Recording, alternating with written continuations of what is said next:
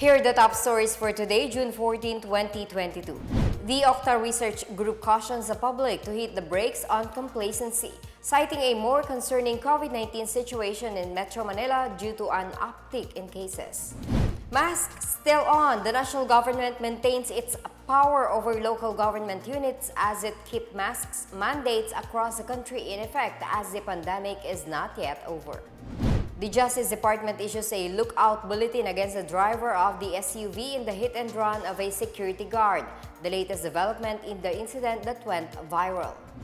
And the transmitter project of the People's Television Ilocos Norte station breaks ground, paving the way for the government's stronger information dissemination drive up north.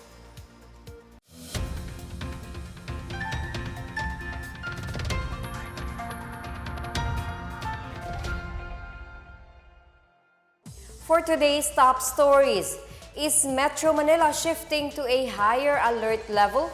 Experts say it all depends on the numbers. In a press briefing today, OCTA Research says COVID-19 cases in the country may range from 400 to 500 cases. OCTA Research fellow Dr. Guido David said the increase is concerning, noting a 53% jump from only 10% in the recent weeks. Based on their report, COVID-19's 7-day average increased from 86 to 131 cases. The reproduction rate is now at 1.59%, positivity rate at 2.7%, along with a slight increase in hospital utilization rate in Metro Manila. Amid the rising number of COVID-19 cases, David suggests extending the work-from-home arrangements. He also reminds people to be more responsible and comply with the minimum health protocols. Yes, like at this time, nasa low risk pa tayo sa Metro Manila. Green pa siya. Pero by next week, we're projecting nasa moderate risk na tayo, yellow. So, nasa projections din yan. So, kumaga, yung current situation natin, hindi pa naman siya nangangahulugan magtataas tayo ng alert level. Pero this is a possibility within the next few weeks. Of course, decision yan ng Department of Health at ng Interagency Task Force. The Metro Manila Council is convening over the possibility of the region being placed under a stricter alert level 2 amid an uptick in COVID-19 cases. But as for its chair, outgoing Parañaque Mayor Edwin Olivares, it would be better for the region to stay under alert level 1. Speaking to Radyo Pilipinas on Tuesday, Olivares says the possible escalation is untimely, adding that what is only necessary is heightened vigilance among the public as well as intensified vaccination. Olivares is also not keen on following Cebu's move to make the face mask rule in open spaces and well-ventilated areas optional. He adds the rule will remain in effect in his city as long as there is no recommendation from health experts and the national government to relax it. The Health Department says elevating Metro Manila to alert level 2 is possible if COVID-19 cases and hospital admissions will increase.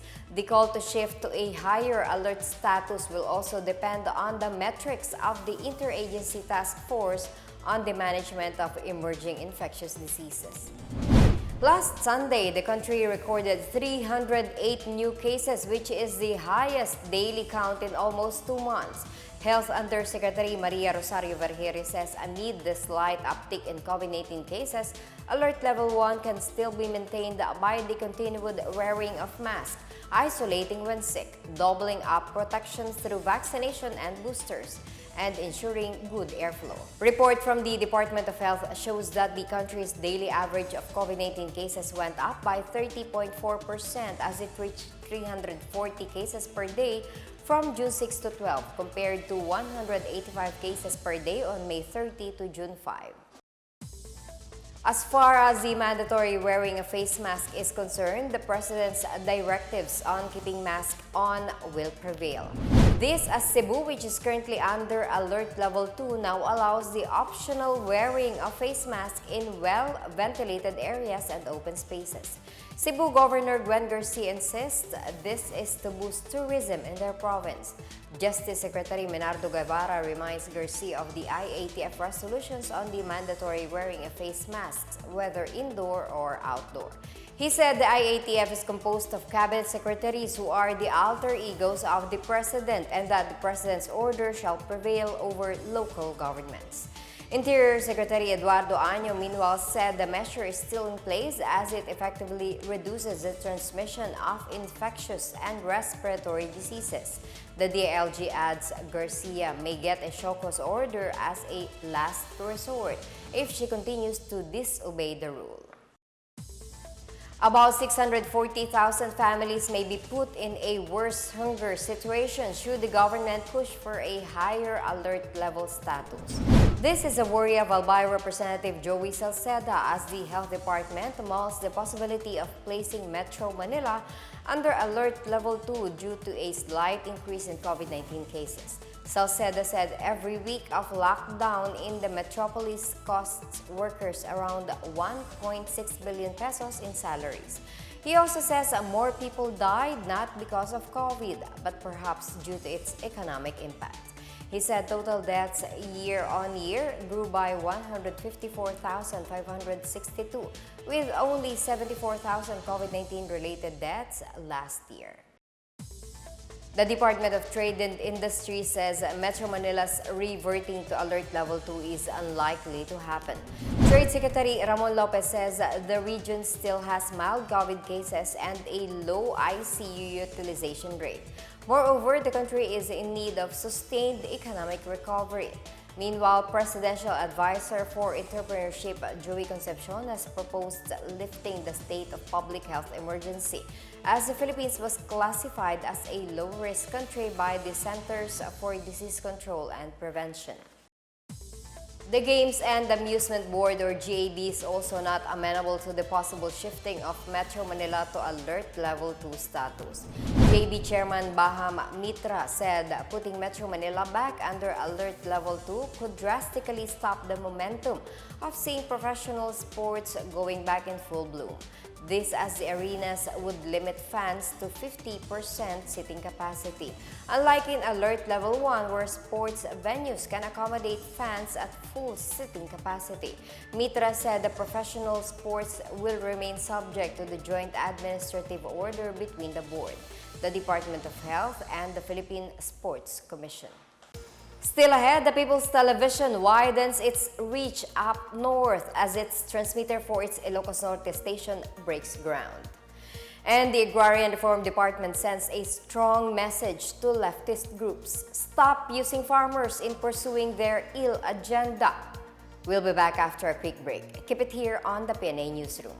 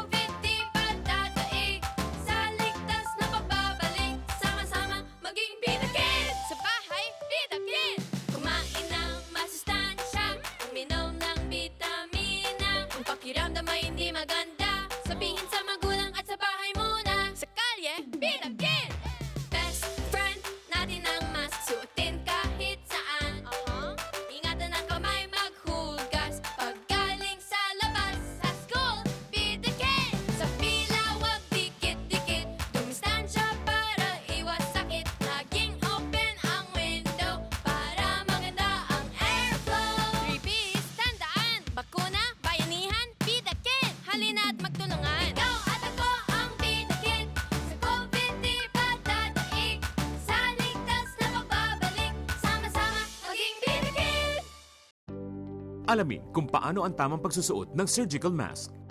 Una, hawakan ang mask sa strap at siguruhing natatakpan nito ang inyong bibig at ilong. Tandaan, ang may kulay na bahagi ng mask ang dapat nasa labas. Ito lamang ang tamang paraan ng pagsuot nito.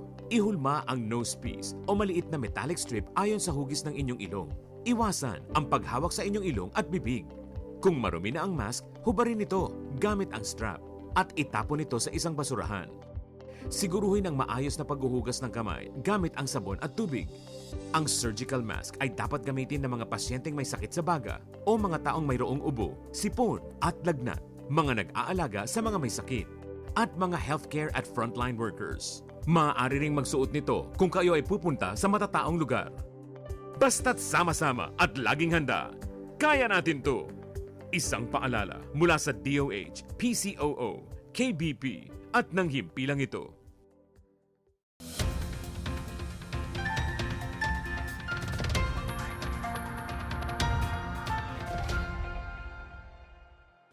The People's Television Network held today the groundbreaking ceremony of its transmitter station project in Batac, Ilocos Norte. Officials of the People's Television Network Incorporated and Mariano Marcos State University, led by MMSU President Shirley Agrupis and PTNI General Manager Kat De Castro, laid down a time capsule to launch the transmitter. Last May, PTV and MMSU signed a Memorandum of Agreement for the establishment of a 1 kilowatt digital and 1 kilowatt analog transmitters in the university's property. The establishment of the transmitter aims to signify the commitment of the Duterte administration to make governance inclusive and to combat fake news. It will also advocate MMSU and Ilocos Norte's innovations to reach more communities. With this station, we'll be bringing government information dissemination closer and strengthen our reach in the Ilocos region. As the Duterte administration has fulfilled its promise of change and the incoming Marcos administration's message of unity, we bring you a PTV that is the forefront of news and public information in the country, inspiring the Filipino people to become active partners in nation building. Thank you, and we look forward to a very successful project implementation, which we are targeting to be ready to air, Ma'am President, ready to air by December 2022. Authorities are inching closer to holding the driver of a sports utility vehicle who ran over a security guard in Mandaluyong City liable for his act.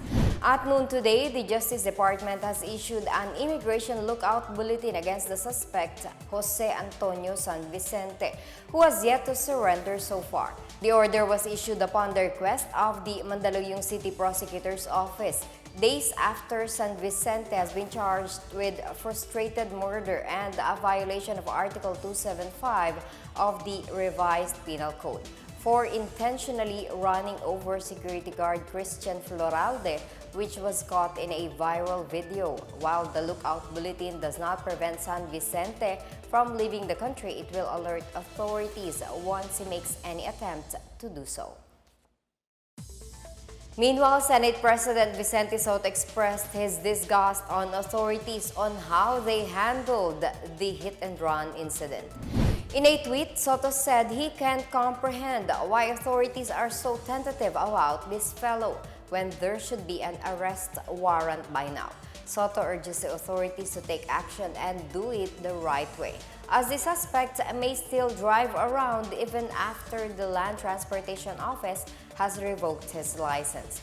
He says the way the case is being handled might signify incompetence, which is a bad sign for the people and other drivers. Over 1 million small palay farmers have received over 8.2 billion pesos in cash aid from 2019 to 2021 through the Land Bank of the Philippines and the Development Bank of the Philippines. The cash aid is part of the Rice Farmers Financial Assistance Program of the Department of Agriculture under the Rice Tariffication Law or Republic Act 11203. Finance Secretary Carlos Dominguez III said the rice tariffication law has brought down retail rice prices while helping farmers improve productivity through the Rice Competitiveness Enhancement Fund or RCEF. Since the implementation of RCEF, more than 1 million rice farmers have received over 8.7 million bags of certified inbred rice seeds. Over 830,000 hectares of palay farms nationwide are now yielding more grains than before. Meanwhile, nearly 50,000 rice farmers have accessed over 1.5 billion pesos worth of loans from the Land Bank and DBP. The Department of Agrarian Reform has called on left-leaning groups to stop using farmers to advance their agenda. Agrarian Reform Secretary Bernie Cruz said that instead of helping the farmers, these groups may even affect the distribution process of lands that the department is expediting. On Thursday, 93 individuals were arrested at Hacienda Tinang in Concepcion, Tarlac. Police said they demolished the sugarcane plantation owned by Agriculture Cooperative and became unruly when law enforcers tried to pacify them. Cruz identified the ugnayan ng magsasaka sa agrikultura, an organization affiliated with the Kalusang Magbubukid ng Pilipinas and other youth and artists groups as among those rallying the farmers. Cruz also appealed to Vice President Leni Robredo and other politicians to investigate first before issuing statements condemning the police. The Bangko Sentral ng Pilipinas reminds the public to be careful in using the handling of the new polymer banknotes. The BSP made the advisory as the new 1,000 peso polymer bills with the Philippine Eagle is set to be circulated in Mindanao soon. The central bank said stapling the polymer notes can be considered as mutilation punishable by law. Folded banknotes are also considered unfit for circulation. The new polymer banknote is supposedly less susceptible to viruses and bacteria such as COVID-19 and has more security features. Meanwhile, the BSP assured that the old 1,000 peso bill, which features 3 of the country's national heroes, will not be demonetized.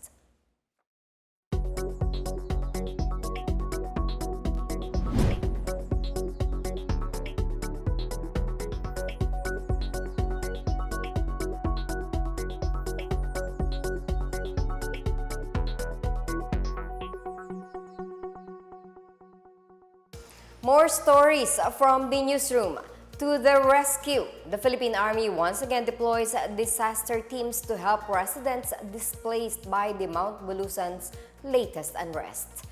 And fly high, Sarangani, a Philippine Eagle is released back into the wild after 18 months of recuperation from an injury. Details ahead, stay with the PNA Newsroom.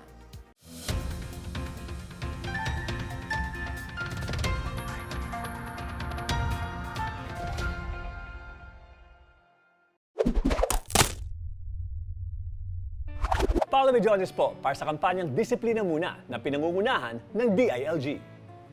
Bakit ba kailangan magparehistro sa pagpapabakuna laban sa COVID-19? Mahalaga magparehistro dahil ito ang unang step sa pagpapabakuna laban sa COVID-19. May 3 pamamaraan upang makapagrehistro ang isang Pilipino na nais mabakunahan. Una, ang online registration sa inyong local government unit o LGU. Pangalawa, ang pagpunta sa mga vaccination centers at pagkuha ng registration form.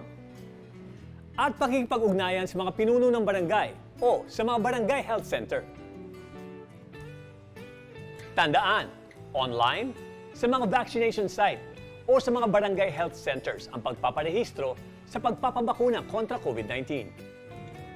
Muli ako po si Paulo Medjones, Disiplina Muna Ambassador na nagpapaalala, huwag matakot magpabakuna. Bida ang may disiplina. Magparehistro at magpabakuna para ligtas ang pamilya, ligtas ang bayan. Disiplinadong Pilipino ay rehistrado para maging bakunado.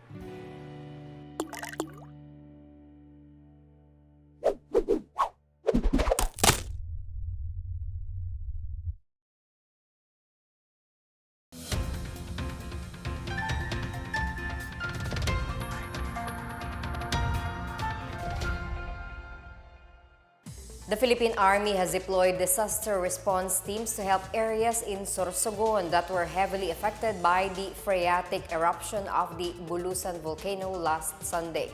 These teams are under Joint Task Force Bicolandia and on red alert status.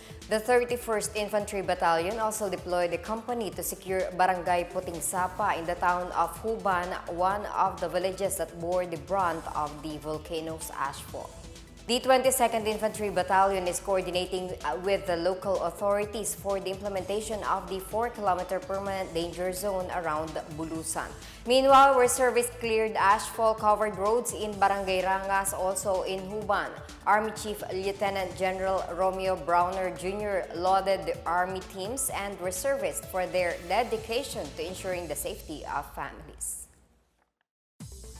Close to 70% of the schools in the province of Iloilo are now implementing limited face-to-face classes as of Monday. DepEd Schools Division Office Iloilo Superintendent Maria Luz de los Reyes said at least 812 schools have already opened their limited face-to-face classes. De los Reyes said there was a reduction in the volume of modules that schools need to reproduce and school supplies that they have to prepare. They have also not monitored cases of COVID-19 from schools that are offering in-person classes. De los Reyes said she hoped that all schools would be able to also open blended learning, a combination of limited face-to-face and modular classes in the new school year. 7 former Communist Party of the Philippines New People's Army rebels in Zambala received livelihood assistance as promised by the government under the Enhanced Comprehensive Local Integration Program or ECLIP. Lieutenant Colonel Jezer Bautista, acting commanding officer of the Army's 3rd Mechanized Infantry Battalion, said the former rebels got a total of 405,000 pesos. He said the Army is always open to accept CPP-NPA members who want to surrender and start a peaceful life with their families. Major General Andrew Costello, commander of the Army's 7th Infantry Division, urged the former rebels to use the financial aid they received in meaningful ways. Zambala's Governor Hermogenes Ebdane Jr. meanwhile acknowledged the commitment of the former rebels who opted to lay down their arms and return to mainstream society. The Balik Probinsya Bagong Pag-asa program continues to aid those returning to their provinces. Some 282 families in the Ilocos region are set to receive 50,000 pesos worth of livelihood assistance grants. The SWD program focal person Reysa Pilutin said the families have returned to their respective homes in the provinces of Pangasinan and Ilocos Sur. These families were from Cagayan Valley, Cordillera, Bicol Region, Cebu, Batangas, Laguna, Olongapo, and National Capital Region. Aside from livelihood assistance, she said each family will also receive a transitory package worth 40,000 pesos. The BP2 aims to address congestion in Metro Manila by encouraging and assisting dwellers in returning to their home provinces. A Philippine Eagle has returned to the wild where it belongs after its release in the hinterlands of Maitum, Sarangani Province on Monday. The bird named Sarangani was freed after 18 months of treatment at the Philippine Eagle Center in Davao City. The bird survived an injury inflicted on its wing by illegal hunters. Sarangani was then turned over to the Philippine Eagle Foundation or PEF for rehabilitation after a farmer found it trapped in the wild. PEF has partnered with Alson's Power Group's Sarangani Energy Corporation and Siguil Hydro Power Corporation to ensure the protection of Mount Busa, where a subpopulation of Philippine eagles live. The release of Sarangani highlighted the culmination of the Philippine Eagle Week 2022 celebration from June 6 to 13.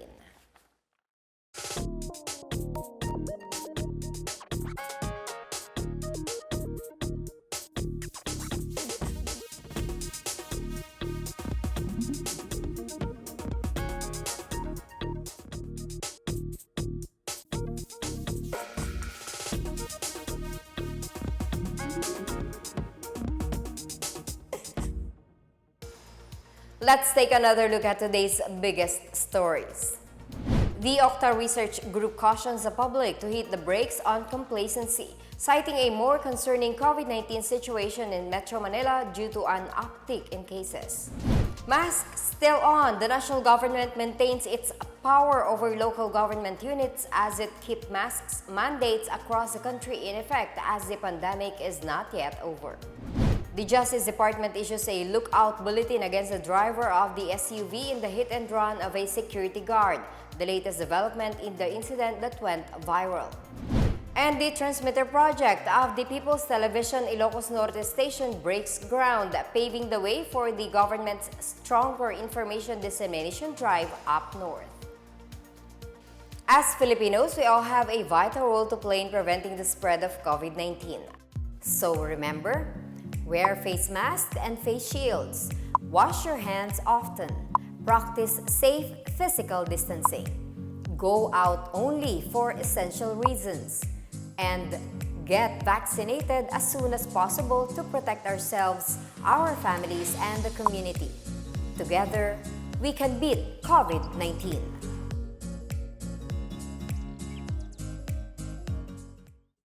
Thank you for watching another episode of the PNA Newsroom. For more news content, check our webpage or log on to the Philippine News Agency's Facebook and Twitter accounts. For more stories about the government and how it serves Filipinos, look for these hashtags in all of our social media platforms and websites. We are shown on the pages of the PCOO and its attached agencies. You may also watch us on PTV4. And that's your daily dose of the biggest stories that you need to know from the PNA Newsroom. We tell stories that inspire change. I'm Marita Muajes. Stay safe and have a good day.